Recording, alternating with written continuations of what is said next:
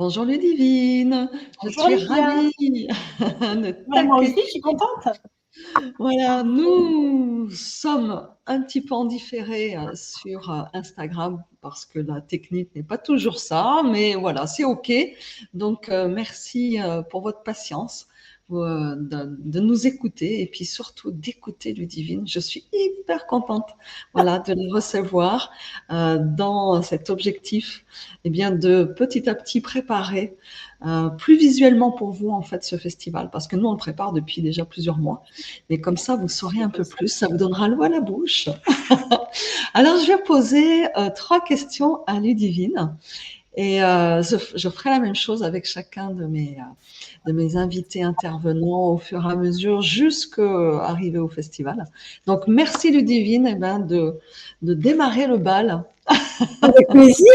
C'est bien d'ouvrir le bal pour une danseuse. C'est vrai, c'est ton ancien job. Ah, Eh ça bien, l'est toujours encore.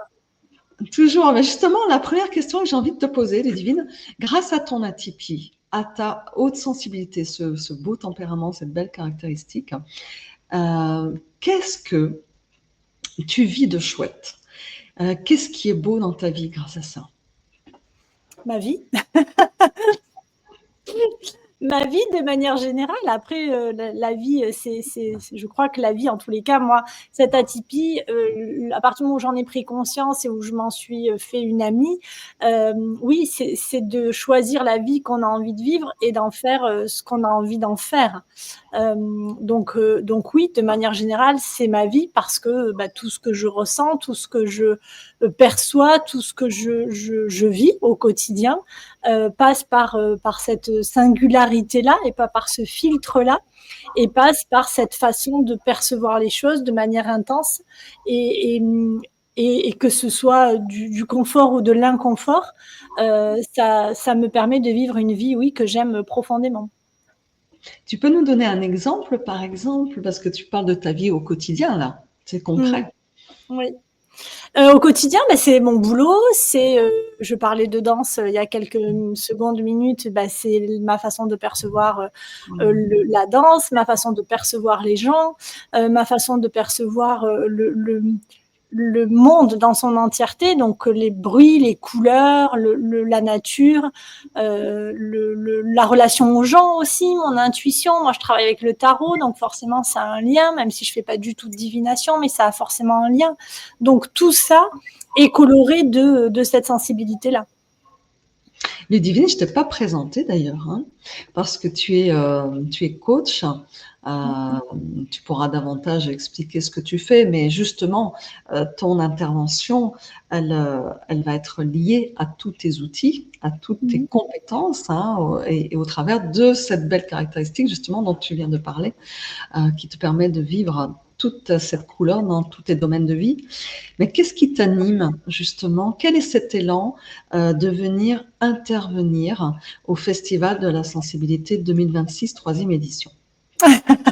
Alors, il y a plein de choses. Je crois que la chose la plus importante, c'est celle qui m'anime à titre très personnel au quotidien, c'est le fait d'être en mouvement, de me mettre en mouvement, parce que pendant longtemps, je me suis rendu compte que cette sensibilité-là, ce que j'en faisais m'empêchait de me mettre en mouvement. Voilà, tant que je me suis vue un peu comme victime de cette sensibilité-là, forcément, ou pas, mais en tous les cas, par expérience, je vois que c'est souvent la même chose pour beaucoup de femmes. Moi, je côtoie plus de femmes dans mes accompagnements que d'hommes, mais ça induit aussi la difficulté à se mettre en mouvement parce que on se sent en décalage, parce qu'on se sent submergé, parce que. Et mon chemin à moi, c'est vraiment de mettre les gens en mouvement. Tu vois, on rejoint encore une fois la danse, mais c'est mon ikigai, pour parler d'ikigai, et c'est de se dire, on n'est pas victime de cette sensibilité. Je n'aime pas la fatalité, je n'aime pas le fait de dire, je vis tout ça, c'est difficile. Et c'est d'aller apporter une autre perspective aussi, à travers mon histoire, parce que c'est celle que je connais le mieux, évidemment, mais aussi l'histoire de mes clientes, l'histoire de mes rencontres, de mes expériences, et de dire, vous avez le choix d'en faire quelque chose. Hein. Ça parle d'audace parce que c'est le titre de mon livre. Mais ce livre, il est arrivé aussi après 2 livres sur l'hypersensibilité et parce que dans ces 2 précédents livres, les retours que j'avais, c'était oui, mais moi, mon hypersensibilité me gêne plus qu'elle ne m'aide. Et donc, l'audace d'être libre, mon 3e livre, c'est vraiment la réponse à ça, c'est de dire, bah oui, comment on peut faire pour qu'elle ne nous gêne plus ou le moins possible, ou en tous les cas, essayer parfois de changer de lunettes et de prendre une autre perspective pour se rendre compte du potentiel immense. Et après, on en fait ce qu'on en veut. Et c'est vraiment ça, moi, qui m'anime quand je fais des interventions.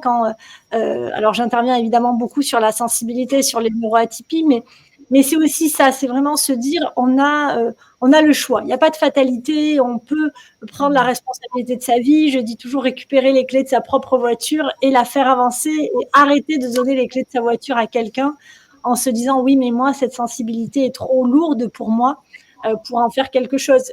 Et quand je parle de sensibilité, je parle aussi, c'est le début du livre, de l'audace, mais de tout ce qu'on a vécu en termes de traumatisme. Hein, parce que moi, on venait vers moi en me disant, mais toi, tu la vis bien parce que tu n'as pas vécu de traumatisme. Et ce que je raconte dans le livre, c'est que ma vie a commencé par des gros traumatismes, mais que ça ne nous caractérise pas. Rien ne nous caractérise et qu'on est vraiment porteur de quelque chose de plus grand, à mon sens, qui est notre cœur, qui est notre façon de vivre et de nous animer. Et de ressentir, hein, on parle d'émotion quand on parle de sensibilité, et la racine latine d'émotion, c'est movere, hein, c'est vraiment se mettre en mouvement, c'est ressentir. Et je crois que c'est ça qui m'anime vraiment, c'est de pouvoir profiter de ces ressentis et de dire, ressentons, mais mettons-nous en mouvement. J'adore. Pour moi, il y a vraiment un lien justement avec le fait, comme tu le dis, de ne pas être ni passif ni victime, mais de se mettre, enfin, d'être responsable en fait, de sa vie. Il y a vraiment cette idée-là que j'aime beaucoup.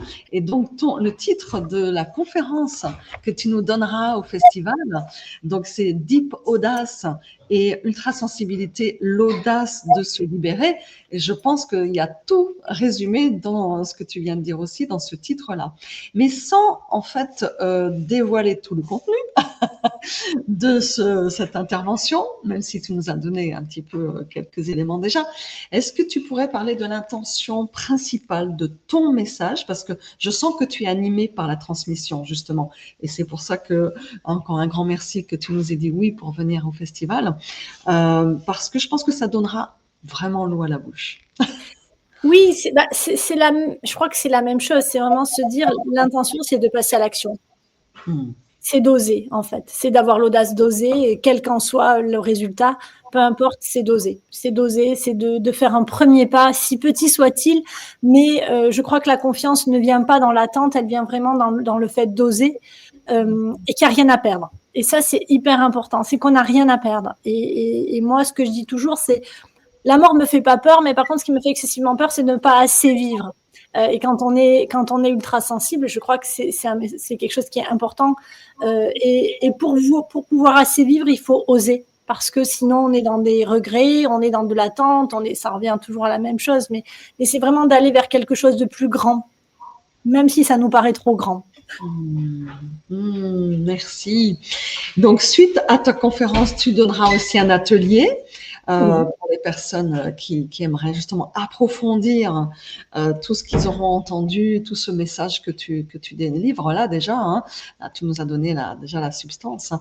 Et donc, il s'appellera Audace et choix parce que une problématique entre guillemets pour les sensibles, c'est de choisir. Ah là là, on voudrait pas choisir.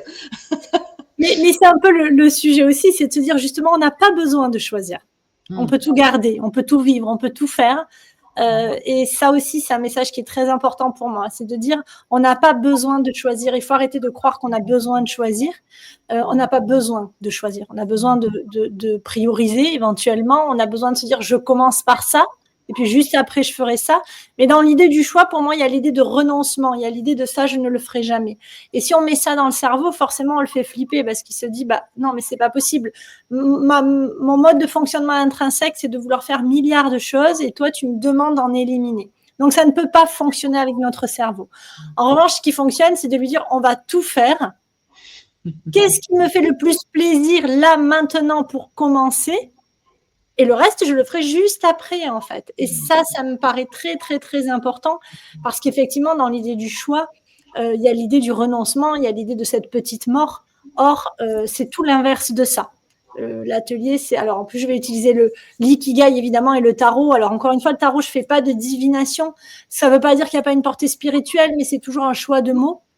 En tous les cas, je viens de parler de responsabilité, de libre arbitre. Forcément que je fais pas du tarot en disant quand est-ce que je vais trouver un job, parce que c'est tout le contraire du libre arbitre pour moi. L'idée du tarot, c'est vraiment en tant que sensible d'aller utiliser les images parce qu'on est très attiré par tout ce qui est beau, par l'esthétique, par le côté graphique et d'utiliser le tarot comme un outil de prise de recul, en fait, pour arrêter de tourner en boucle et de limiter ce passage à l'action qui revient tout le temps. Et je suis d'autant plus contente qu'en fait, ça va tomber au moment où mon propre tarot, qui s'appelle l'Atypique Tarot, va sortir. Wow. Et donc, c'est là que j'utiliserai, qui est très beau. Oh, magnifique, magnifique. Ben, je la prends, donc ça, c'est génial. Donc, vous pourrez bien sûr aussi acheter. Et puis, il est en précommande, d'ailleurs. Tiens, si vous voilà, Ludivine pourra aussi vous dédicacer. Donc, avec plaisir. Et des livres, bien sûr, les différents livres qu'elle a écrits. Donc, on se réjouit. Eh bien, on va vous quitter. En tout cas, merci Ludivine pour voilà, tout ce que tu nous as déjà délivré et merci. Qui donne envie. Avec plaisir. Voilà, te découvrir davantage et on sera ravis en tout cas nous en tant qu'organisateurs de t'accueillir et puis de vous accueillir voilà pour ce beau festival au Hameau d'Étoiles. Donc on vous dit à bientôt. Alors profitez parce que dans les inscriptions jusqu'au 20 il y a un code promo très sensible. Le code promo s'appelle très sensible, moins 90 € pour toute inscription jusqu'au 20 inclus minuit. Voilà, donc c'est le moment. C'est le moment, voilà, c'est le moment. Il reste des places, donc profitez. En tout cas, on est très contents, voilà, de cette belle brochette, j'allais dire, passe-moi l'expression, d'intervenants de 2026. Et tu ne seras pas la seule à sortir effectivement nouvelle œuvre de toi, puisqu'il y aura aussi un duo qui est une artiste et puis une écrivaine qui vont sortir un oracle avec quelque chose de aussi très beau. Voilà, donc je suis très contente, ça va sortir pour aussi janvier 2026. Donc, voilà, plein de belles choses. Eh bien, une belle journée à chacune, belle journée Ludivine, et puis à bientôt. Merci. Bonne journée à tout le monde. À bientôt. À bientôt.